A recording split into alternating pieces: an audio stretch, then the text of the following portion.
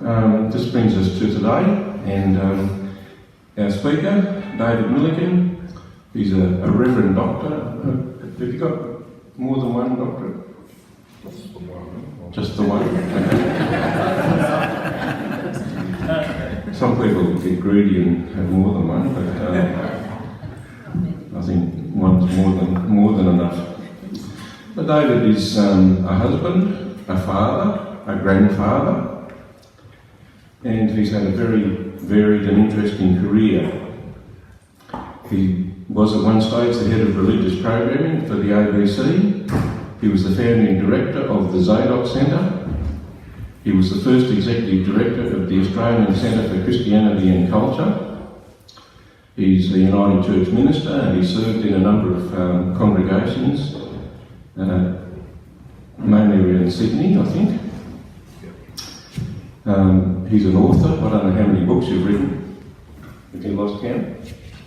4 books, alongside numerous articles for various publications. He's a commentator, a filmmaker, and probably Australia's leading expert on cults, which has been the topic of much of his work. He's also a friend of refugees and a refugee advocate, having been part of the group that started up a vigil that's been going in Nowra for the last 2.5 years. So that's just some of the stuff that I've been able to glean with the help of Dr. Google. I'm sure there's lots of stuff that I don't know, but I'll leave it to David to fill in the gaps, and so welcome David, thank you.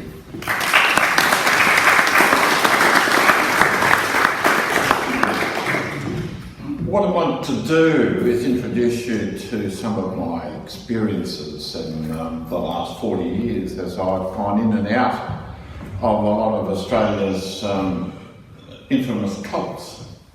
So I'm going to do this in 3 parts. I'm going to tell you a couple of stories from 3 cults, one of which is the local cult, William Cam, the Little Pebble, who I actually lived in there with him for a couple of weeks, got to know him very well.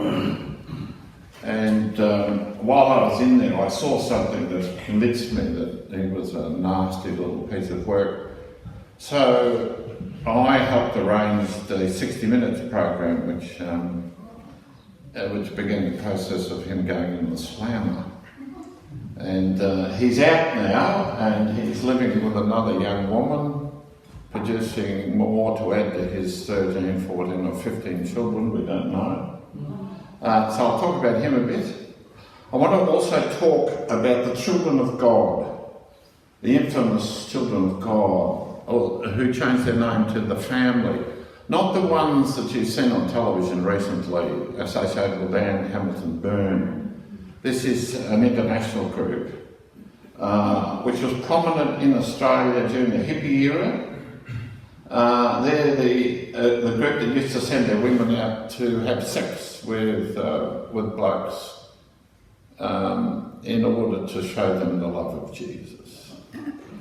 A wonderfully controversial group, but I was the first person that they invited into their homes, and I went to homes in Bangkok, Hong Kong, Russia, Britain, America, Spain, and back here in Australia.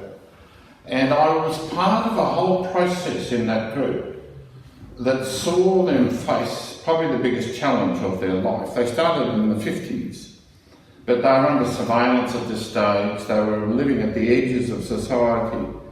And you may remember in 1982, 120 of their kids were taken one Friday morning, put into protective custody, and community services and the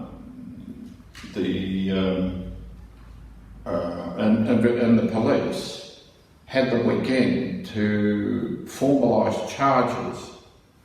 And they were convinced that all the children were being sexually abused and so forth. None of them were registered in any schools and so forth. I went to their defence, as it happens.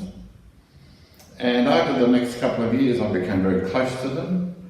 And some of you may know when Susan and I first arrived down here, we lived in Alan Armstrong's house down in Brogles Creek, just over the causeway.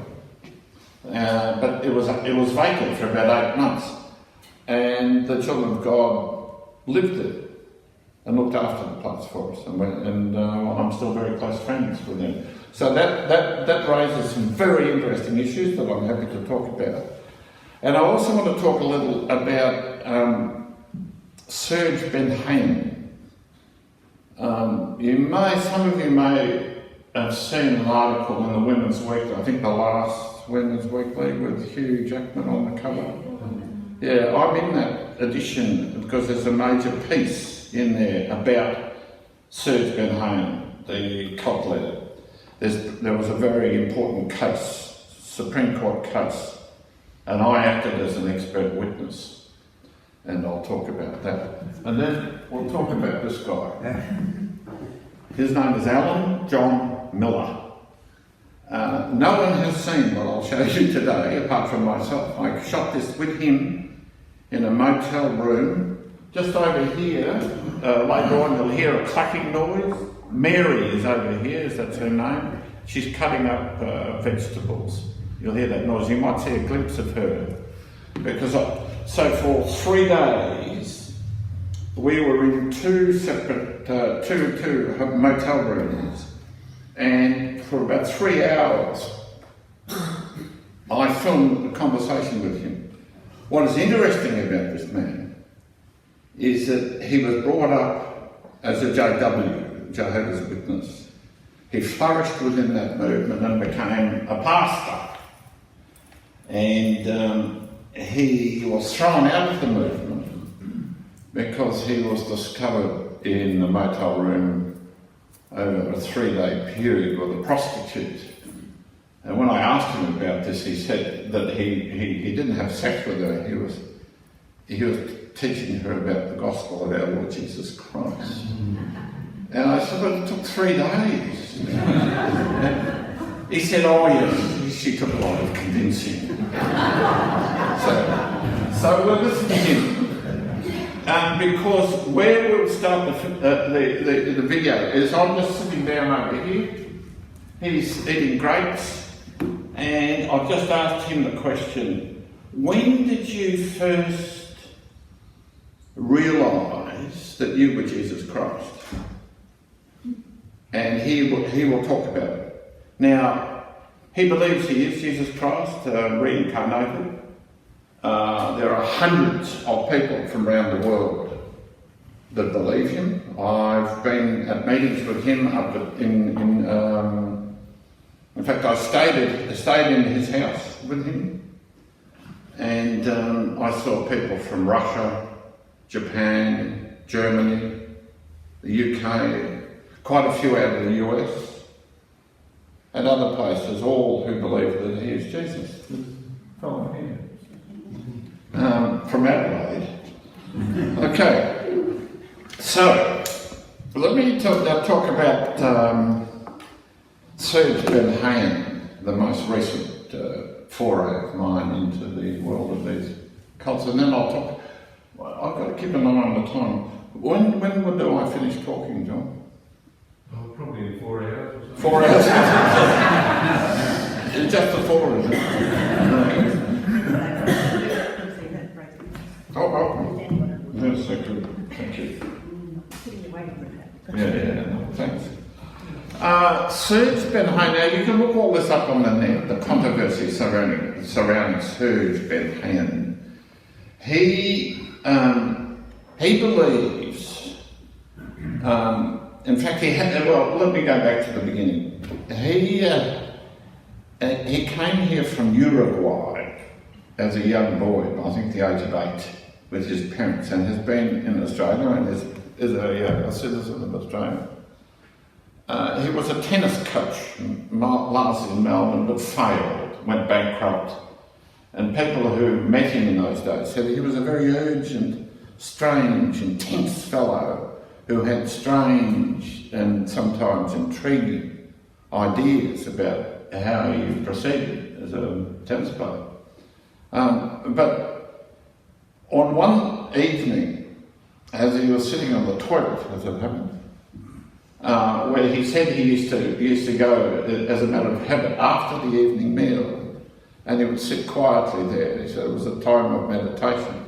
He had a blinding revelation, so that he was in fact one of the ascended masters that was part of the hierarchy that controlled the destiny of the cosmos itself.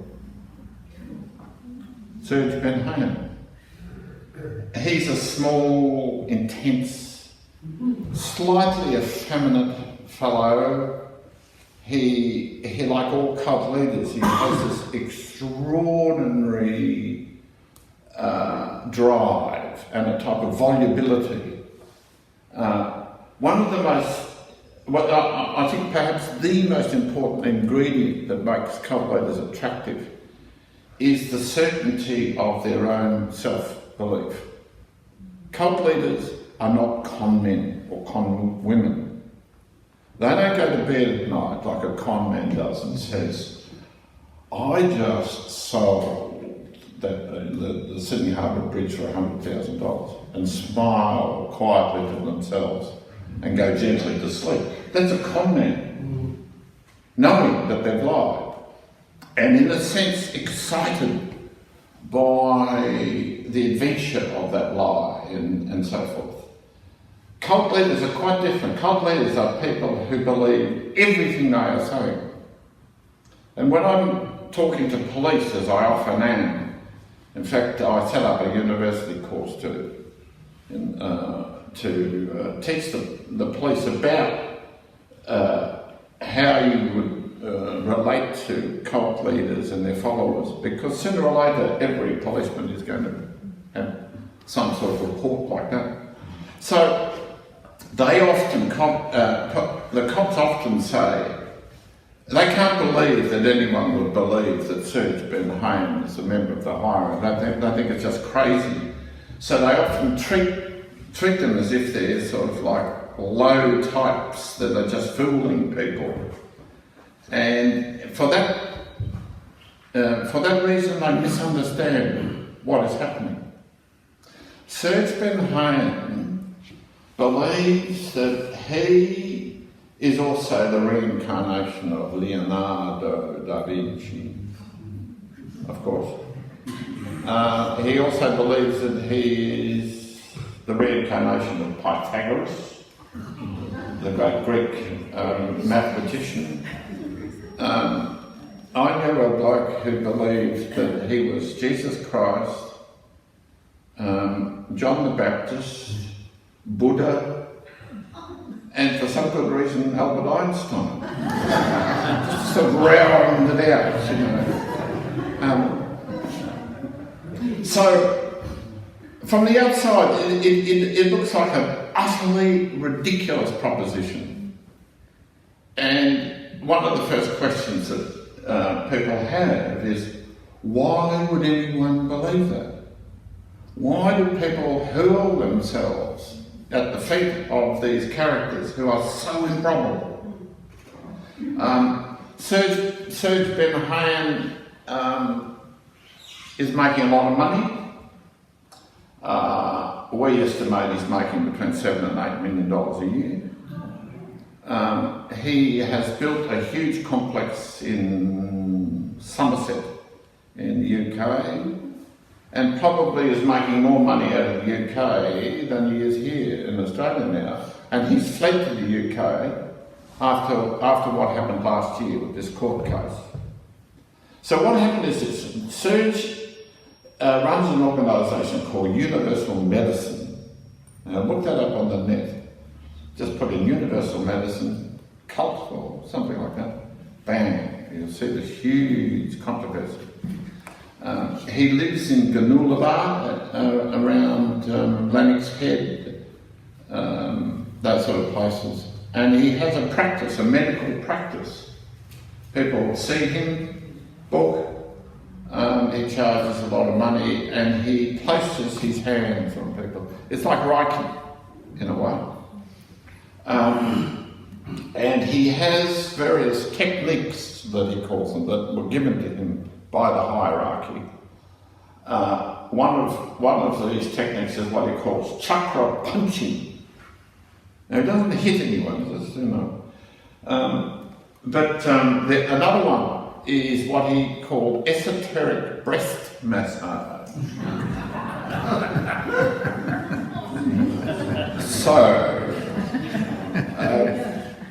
And this attracted some attention. And a woman called Esther Rocket went there to his rooms to have a sort of healing session with him, and he tried this on with her. And this was the biggest mistake he made in his life, because Esther is a very fine character, but she's like a sort of human bulldozer.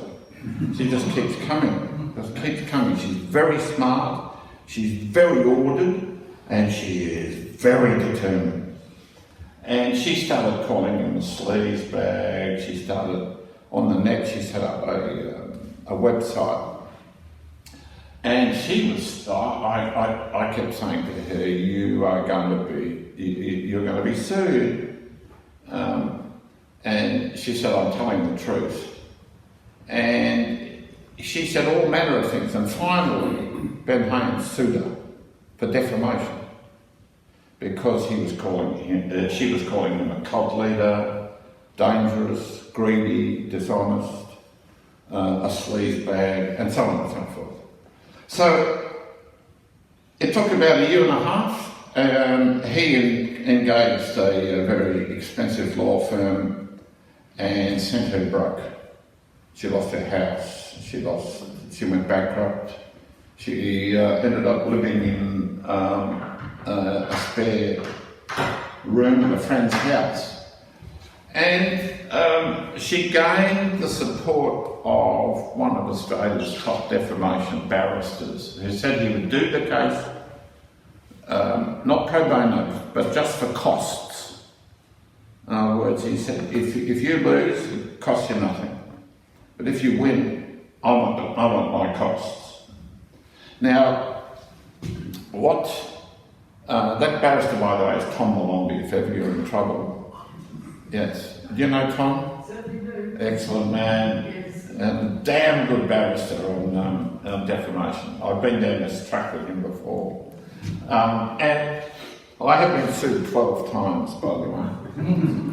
Because I've made Four Corners programs, 60 Minutes programs. I had a deal with Channel 7 to make specials for Channel 7. I made one on this guy. None of this material that you'll see here was used on that program. So, where was I? Oh yes, right. So the way defamation works in Australia is that if a person accuses you of defaming them, and you go to them and make a reasonable offer to that person, I am sorry I defamed you, here's $50,000.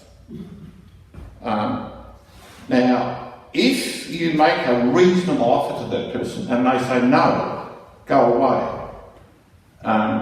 then that has legal implications. It means from that moment on, if the person you made the offer to, the one suing you, loses the case, then all your costs, it's called indemnity costs, all your costs are now chargeable against the person who has sued you. So Esther made the offer. We knew we would say no, no matter what she offered him. She could have offered him $1 million. He wanted her on her belly, screaming an apology in the streets, saying, I'm sorry, I'm sorry, I'm sorry. Nothing would have satisfied him. So the case went ahead, and Ben Hayne lost. I know defamation pretty well. I've seen it in operation. I've never seen such a disastrous and catastrophic loss, because I'll just read you a couple of the implications.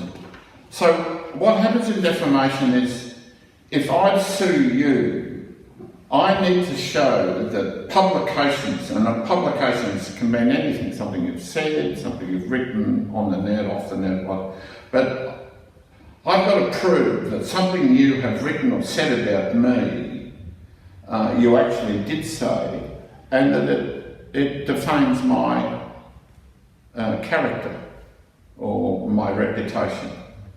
And these are called imputations. And I'll read you some of these imputations, because what happened was the jury found that all of the things that Esther Rocket had written about Ben Hayne were true. And now that is a defence. You are a liar and a thief. You sue me and I can prove that you've just lied, and I prove that you've stolen something. I have now got a defence of truth.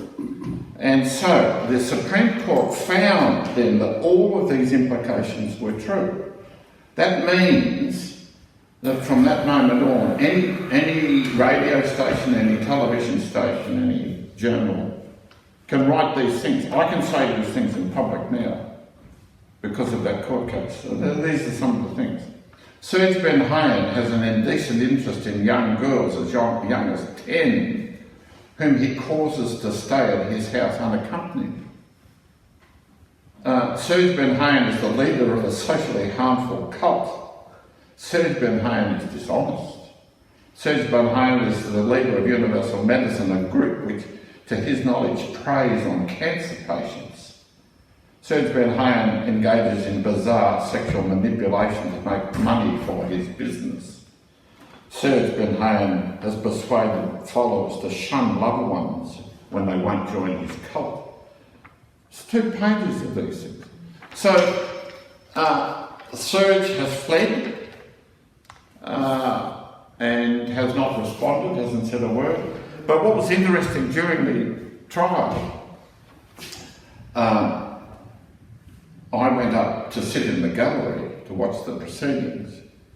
And when I walked in the first morning, I was a little late, and I walked into the Supreme Court. And the gallery is like a room, a section about this wide, and it just was chairs scattered around. And it was filled with all of the members of Serge's cult. So as I walked in and stood there and looked, all these faces turned towards me. And it was looked as though they had practiced this look. It was a look of hatred, derision, confusion, anger, frustration, and they're all staring at me. And the only seat that I could find was right in the middle, right behind Serge. So I go in, and I sat there and watched these poor people, and the sort of confusion in their faces was extraordinary. Their faithful leader was under attack. They were practicing a type of stare, which I recognised, because Serge Ben Hayne's, I've had long conversations with him, by the way. I've talked to him sometime. On a couple of occasions, more than 2.5 hours, taking notes all the while. And he believed that he could command physical reality at a distance from himself.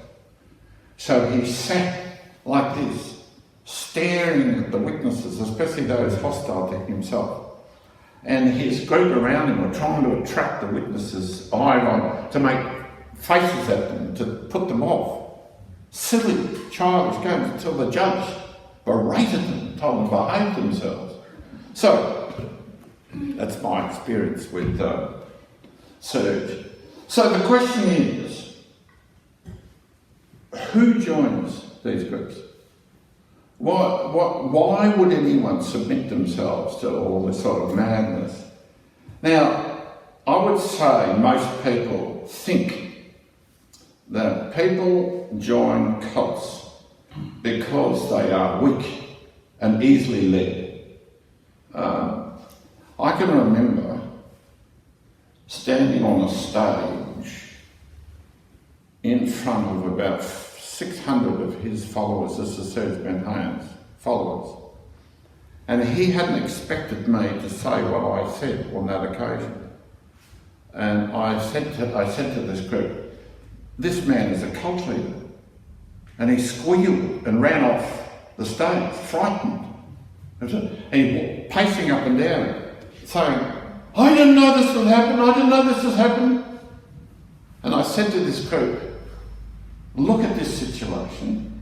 You believe that this man is one of the 12 divine figures that determine the whole future of the cosmos and all the details of your life.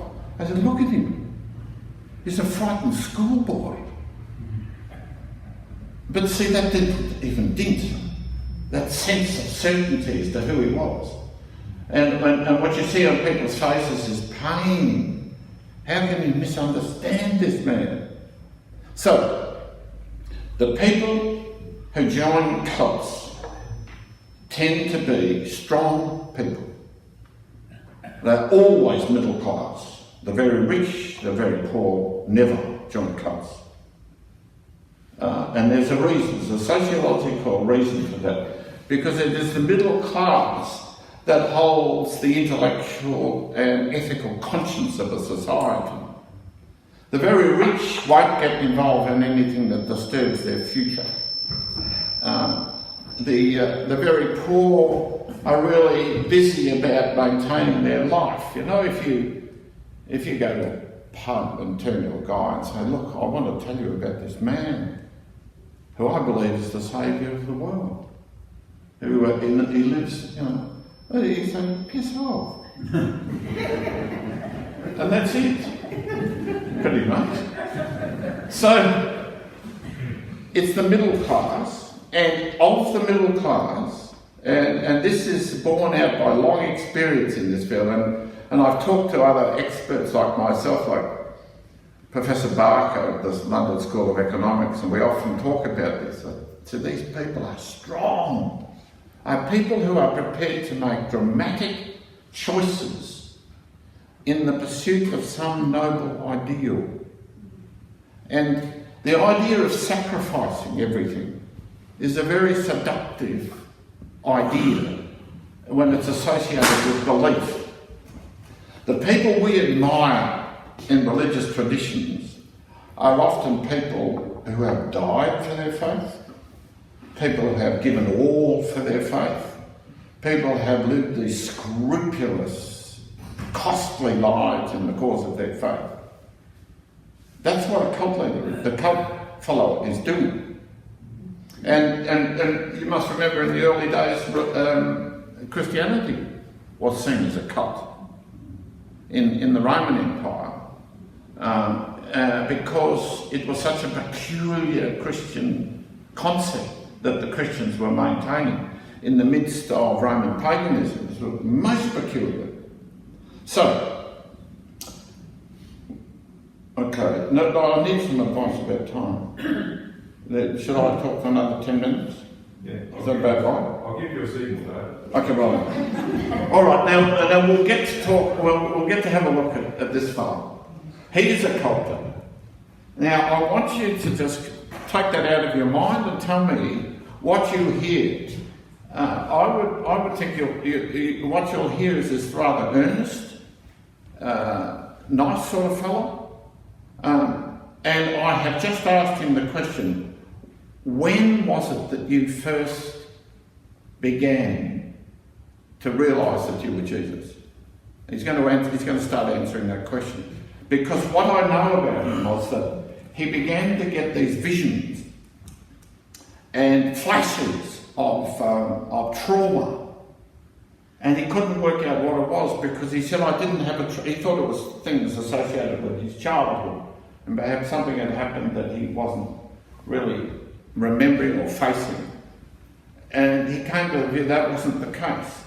And the more he looked through his childhood, he couldn't see any correlation between the things that he was experiencing, his flashbacks and so forth. And he began to get pains in his hands and his feet, pains around the top of his head and so forth. And one day it came to him. He wasn't on the toilet like Serge been dangerous place for Serge.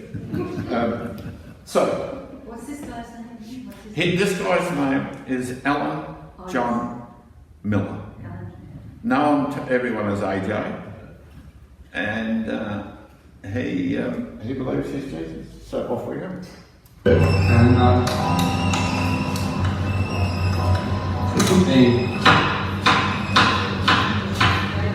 And it took me having quite a lot of members before I started to consider the possibility of it as well.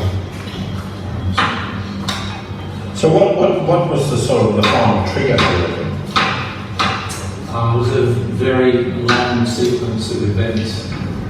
I first worked through all of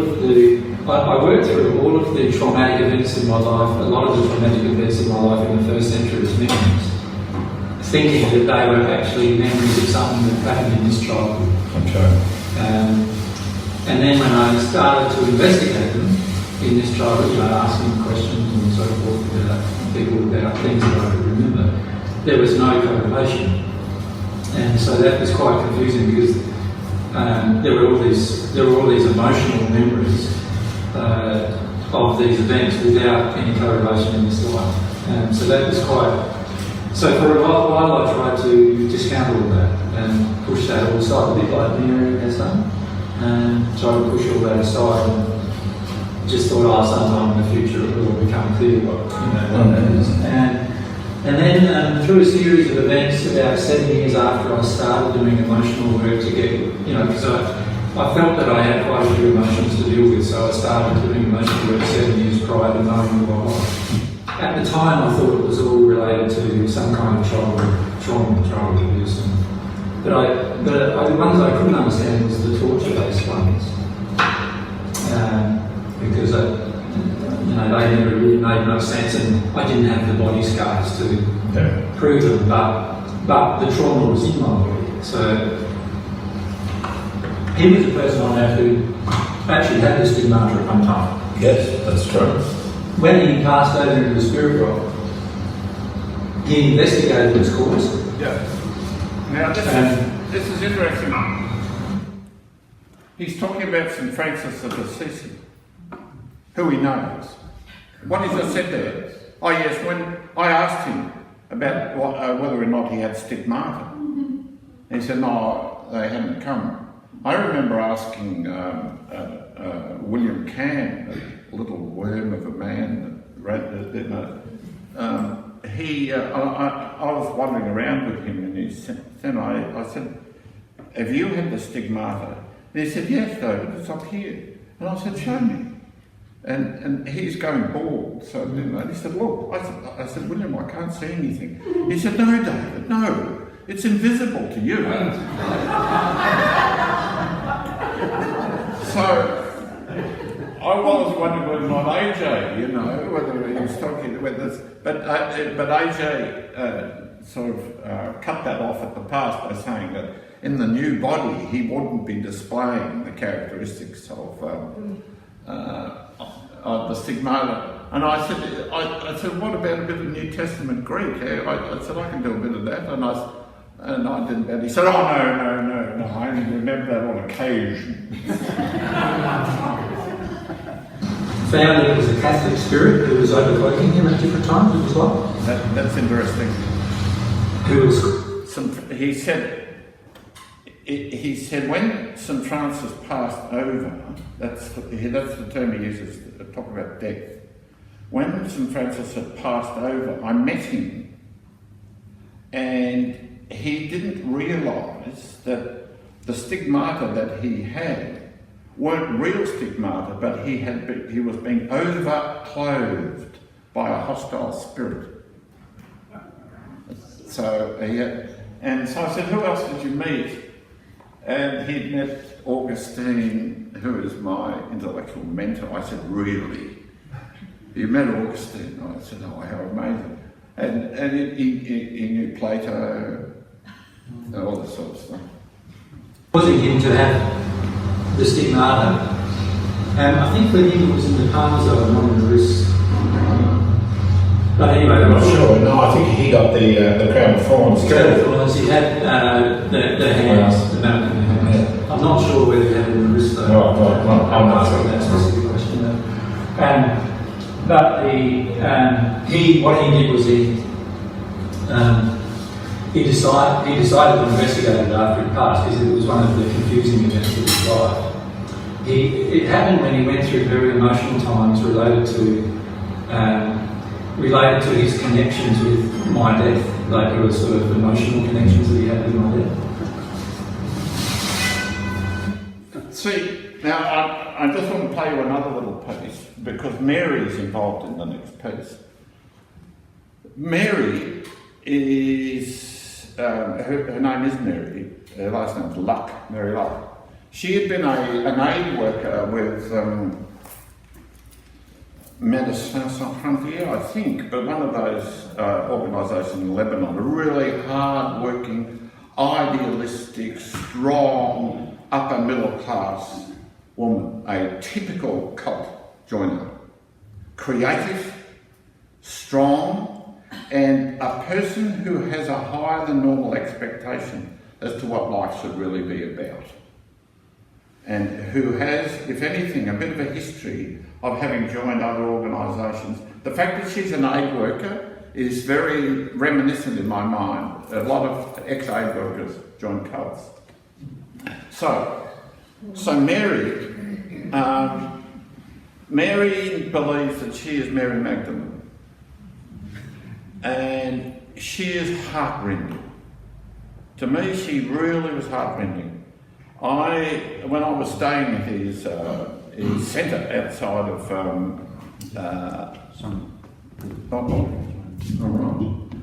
when I was staying at his place at where are the peanuts growing?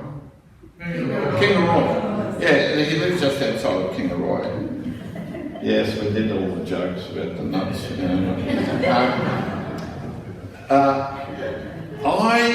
I was so moved by Mary that I spent quite a bit of time trying to maneuver her so that she was away from AJ and I would have the opportunity to talk to her. Really what I wanted to do is just put my arm around her and say, get the hell out of here. Now, you know. It wouldn't have worked, of course. Not at all.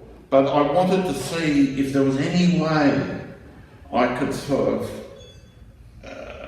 reach her. And AJ, who had said that I could talk to anyone, I had total access, immediately flared up. Why do you want to talk to her? And I said, AJ, you know, I said, have you got anything to fear here? Oh, I didn't like that. So there's always this wonderful backwards and forwards, and often at times quite tense.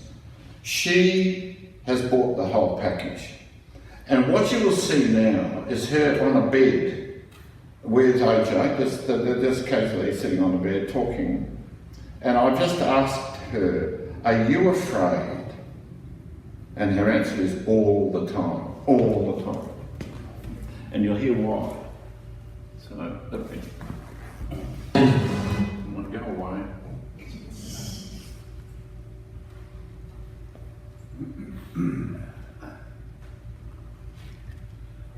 There she is.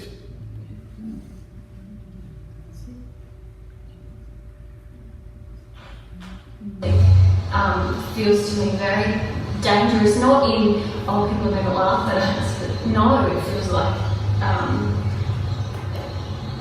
because of the memory that I was just speaking about, because I have that emotional experience within me, it gets projected on the future, as many of our unresolved. She keeps remembering seeing Jesus die, and she breaks up. Clearly, I need to resolve that emotion, which will help me with my. So she's and reasons why you struggle, like to even desire to have a relationship again. Absolutely. Yeah. Like, so I'm. I understand what you mean when you say don't hold your breath. Like, we live in a very cynical world, incredibly cynical. Yeah. However, I do also have great faith in God and what it is we're teaching, that this is the truth. So where that occurs, there is power in that. When you have purity in truth, that does have a power. And at the moment, I guess the purity within me, like, I'm still aspiring to more and more purity because my emotions block that pure love within myself. But I feel the more that we do actually grow in love, I feel AJ is very developed in love already. But How does he show that love to you? Not just to you, but generally, yeah. Just through his compassion, through his dedication to truth. So, not like his desire to love without expectation of you or me. So he desires to give rather than to get from him. Now, how interesting. She's answering the question, how does he show love to you? She pauses and struggles with that because I think it's an abusive relationship, this. But she doesn't see it that way. So she is now struggling to catch up to AJ. AJ has found her and recognised that she was Mary Magdalene. It's come as a revelation to her. She's getting the memories. She relives the agony of the memory of Jesus dying on the cross. She saw it, she felt it, and she's afraid it's going to happen again. So how interesting. But what do you think about the sort of relationship between them? I mean, these are two together people, aren't they? They speak. I mean, you're looking at an unusual couple that are speaking out of a genuine, deeply held passion. And do you recognise their argument? I know people will think this is foolish, but if what we believe is true, then I have the faith. And when truth and faith are strong, there is purity. That's a very familiar argument. So they are like us. And this is one of the things I try and teach police, for example. A lot of people want to medicalise the condition. The cults are run by narcissists. An extraordinarily unhelpful thing to say. It tells you nothing. What is interesting is to find out how they are like us and what that point is when a person sort of tips over. The thing about a cult leader is that they are profoundly isolated individuals. If you are if you have the sort of power that AJ's got, you can have a person crawl along the floor and kiss your feet and crawl away. That is a very exhilarating thing. But when it happens, you despise that person. And all cult leaders despise their followers. That's a very important fact to know. And one of the interesting things that I experience when I get to know these guys, I read all their stuff.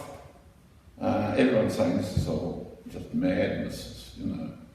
Why are you reading it? I know why I'm reading it, because even though it seems mad, there is a system in there. And I want to know, and this is why my training as a theologian and a philosopher is so helpful, because when I'm reading their stuff before I go to talk to them, I'm trying to find the answer to about 3 questions. What is the situation? How do they describe the issue that they are addressing? All religions, every single religion is driven by one reality, and that is that the world is stuffed. Human society has a history of violence and mendacity. which just goes on and on and on. And we need an explanation. Why is that happening? That's the first task of a religion, is to answer that question. So I'm looking for that answer. AJ's got an answer to that. Secondly, who does he say he is? I need that in great detail. Is he semi-divine? Is he, there's lots of levels I want to know. And then I want to know, what is his program? What does he believe is the way to salvation? So that's why I can talk to them like this. When I go and talk to them, they say, "Oh, you've read my book?" I said, "Yes, I've read it. Look, here's on my notes. I have a book of notes like this." I said, "Look, on page 6, you said this." And they, "Whoa!" And off you go. And 3 hours later, they're still going flat out. And many of them have never had a conversation like that. They will never have that conversation with one of their followers, because their followers are only just kind of parroting words. And one of the most terrifying things a follower can be asked to do is to explain in front of the guru what the guru believes. Because 99 times out of 100, you'll get it wrong. And the guru, they believe they're surrounded by people who they're carrying along with them. So that is a very important thing. So that when the guru and I are on our own chatting, and I'm saying, "Oh gosh, you know who you are, a Platonist." They get very flattered by that idea. "What do you mean a Platonist?" I said, "Well, in the philosophical traditions, there's 2 options here, and you've taken this option." And so and they just become bewitched by the relationship with me, and then begin to tell me about their followers. A follower could come in, this a really earnest, lovely person will come in and say something, and they go out and you say, "Oh, terrible," and start slagging off at them. All of their followers. So they are, see, the little pebble, William Cam is like this. He is excluded from all contact with his community down the road here, Campbell-Warra. He's not allowed within 50 k's of them. He can't communicate with them. So he's basically isolated from his group. He's just survived 5 years in jail and undiminished 1 millimetre of belief. He believes he is called by God to be the final end prophet and that he's going to be the next pope. Yeah. When I was staying with him, this is sort of he said people in jail said very rude things to me. I said, "Oh no." It's terrible. So when I heard that he was going to be pope, when I was staying at his, I stayed in one of the caravans for a week, I believe. I thought, he told me that he had all his vestments ready for when he was going to become Pope, you see. And I thought, I've got to see that. And I'm thinking in my mind, imagining the shot on camera of him, because he's only a little fellow. He's small, myopic, balding, fat, and nasty. And arrogant, oh yes, all that. It might be best if this is not published, John. Because I'll tell you why, because I'm in contact with them. And the guy who runs the centre down there is an ex-Catholic priest who's been excommunicated. And I like him, and I want to get beside him. We've done lunch at the Bolo and so forth.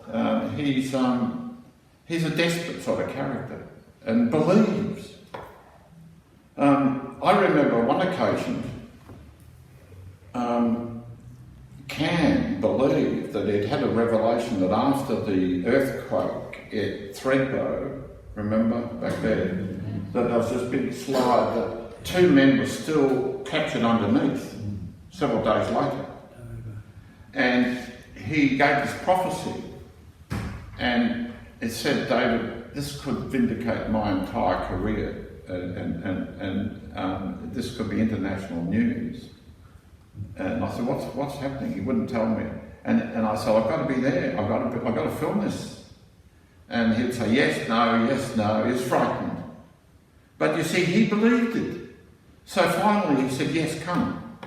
And so I set off from Campbell one morning, early in the morning, with 2 cars, Cam driving. In my car was Father Broussard, who runs the place at the moment, a United States Redemptorist priest, and a nice man, but very dangerous. He was sitting there, and as we're driving down towards Thredbo, we had mattocks, picks, and shovels in the boot. And if the cops weren't going to let us in, then Cam was going to go in at night with us, and we were all going to dig up these guys because he knew exactly where they were. One guy had been buried next to a refrigerator which was full of beer, and he was doing all right, he said. So can you imagine this sight? With us, by the way, the day before,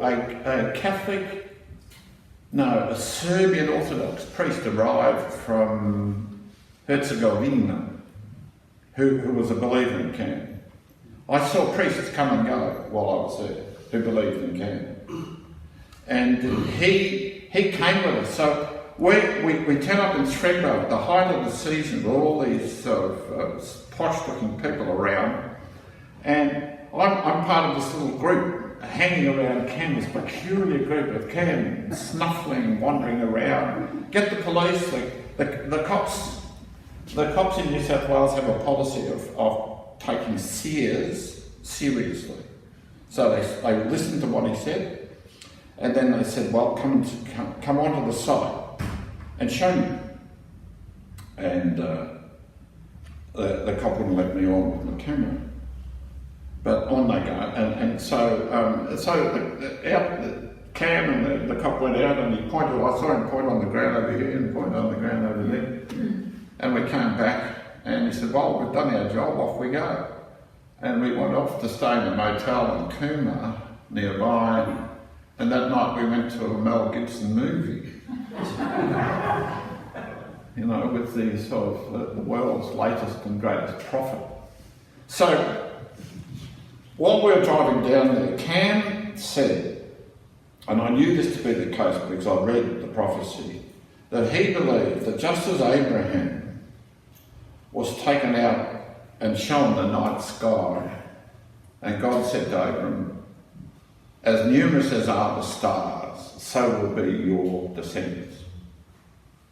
Now, Cam believes that that same prophecy applies to him, and that he is going to be the progenitor of a great new, basically, race of people. And I said, William, how are you going to do that? And he said, with my holy, shining thing. Thank you.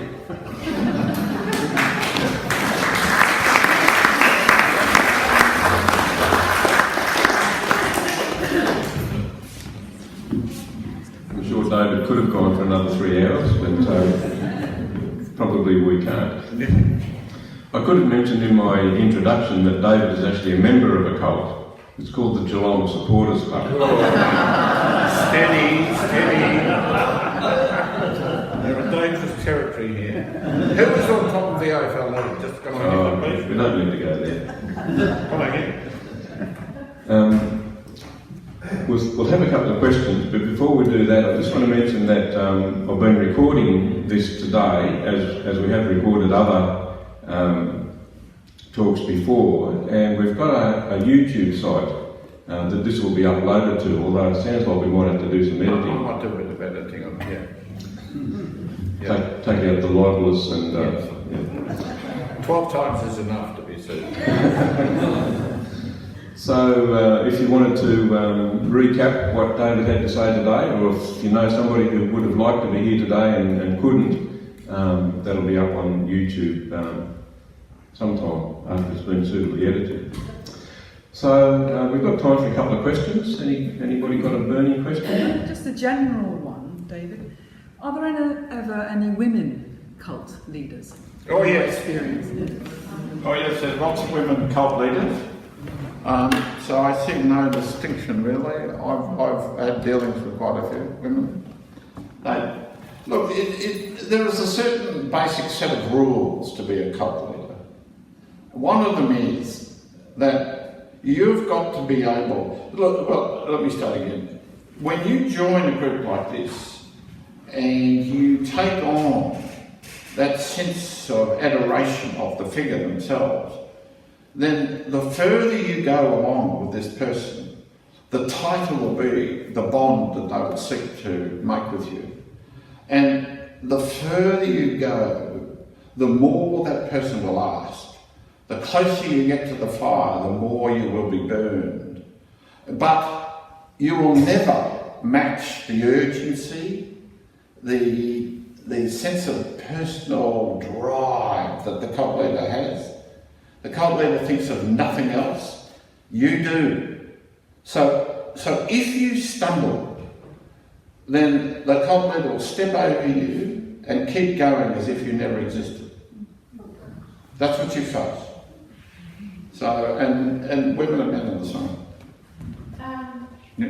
The Mary Maid Yes. talked about power when she was talking about Yeah. it. Is it about power, a lot of this? And the other question was, what happens to the cult when the leader dies?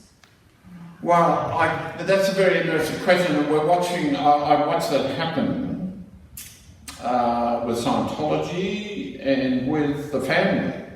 Because David Berg, who set the family up, he died in 1993. And the cult went into this long state of decline. And normally that is the case. No one can sustain within the group the same drive and energy. See, after I made a special on AJ Sunday night, well, you can go and see it. It's quite damning. It's if you go AJ Miller Channel 7, you'll see it on YouTube. It was a sort of an hour special. It was like someone had walked up to him and just whacked him in the face with a 4x2. It really knocked him back. One, that I could be so perfidious to win his confidence and like play this game, in fact, and I was. I mean, to me, it's like big game hunting. And I mean it as fun. When I suddenly turn, I think, right, I'm after you. I become extremely enlivened.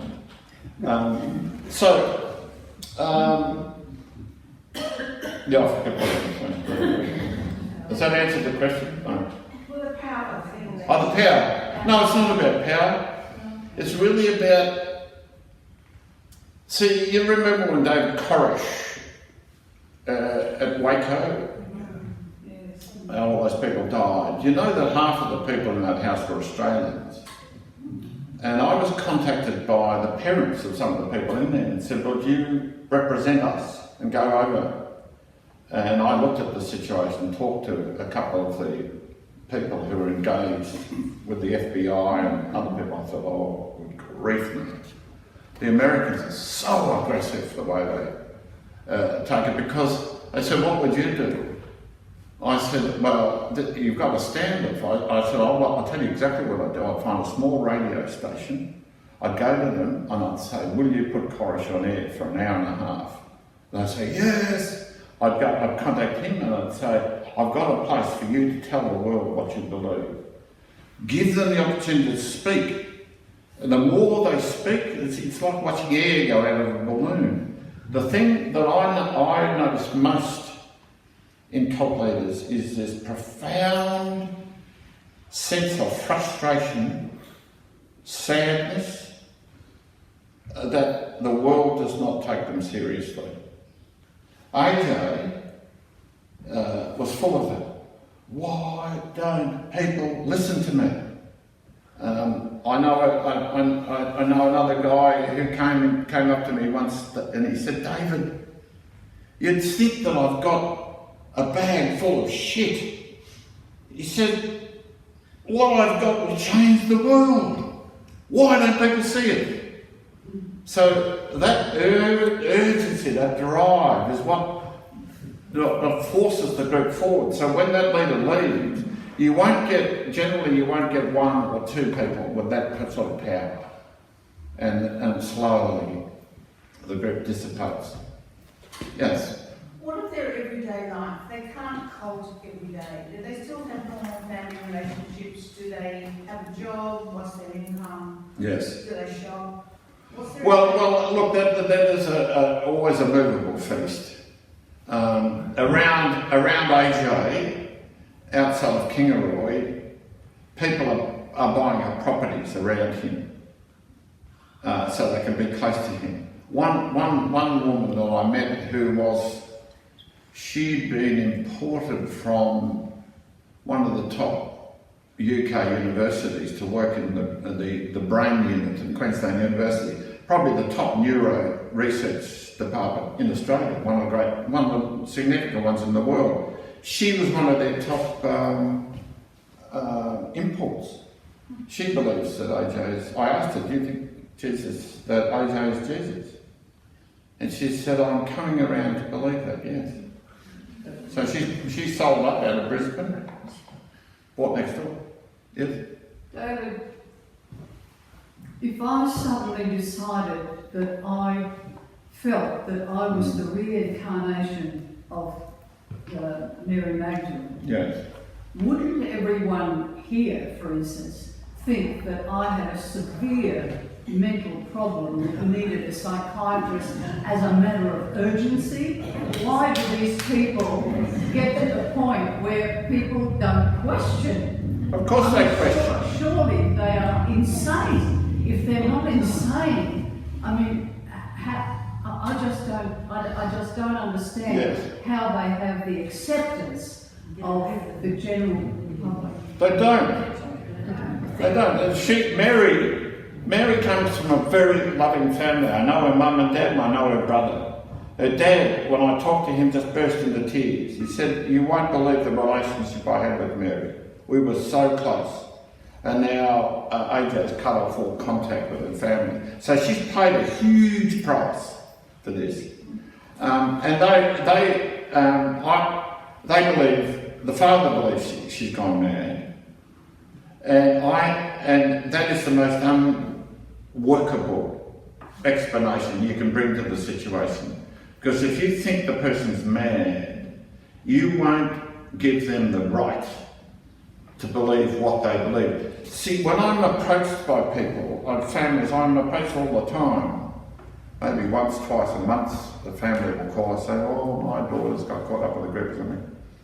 One of the things I want to explore is how far they can go in recognising the right of their kid to actually be in the group. If they suddenly say to them, you're mad, don't you see he's a rip-off, and just keep attacking, then if you drive a person into making a choice between the group and you will lose. So, the important ingredient, and so I really resist the medicalised model. They're mad. Mary's not mad. Under no definition is Mary mad. She is a lovely person who believes stuff that you and I think is ridiculous. Is she brainwashed? Well, see, I don't accept the brainwash model either. That is a very blunt instrument to explain the complexity of what's going on. And the brainwashing model is what creates the big division in cultic studies. There are those who accept the brainwashing model, and there are those who don't. I'm one of the second, because I'll tell you why. See, using the concept of brainwashing, again, in a sense, removes from the individual the right of choice. Yeah. So, I notice people who have been counselled, ex-culties, who've been counselled using the brainwashing model, take a long time to recover.